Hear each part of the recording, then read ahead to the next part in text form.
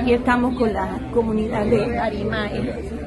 Están muy enojados por lo que les está pasando a la cacica.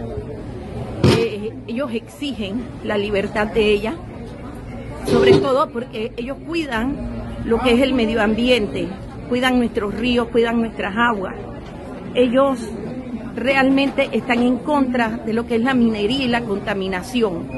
Ellos se sienten que están solos, pero han venido a apoyar a su gente para que le den libertad a la cacica. Ellos están aquí, aquí están las señoras, aquí hay niños, y sobre todo están luchando porque no debe tener, porque ellos señalan que esa ley 462 es nefasta, y por eso los arrestaron, por manifestarse en contra de la misma. Pero aquí están, diciendo presente, ¿cierto?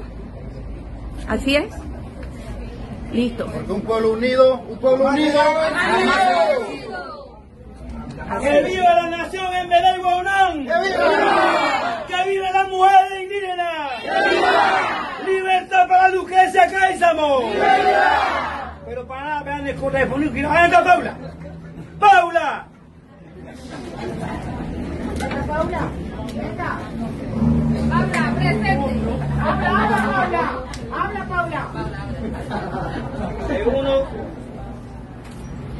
En unos ratos, Chavana, Juninata, me va a hablar mi chava Bacorizo, presidente del Congreso local. Va a hablar el compañero Alberto Membache. Vamos a voluntarios, mueran ahí la pedidita, pues.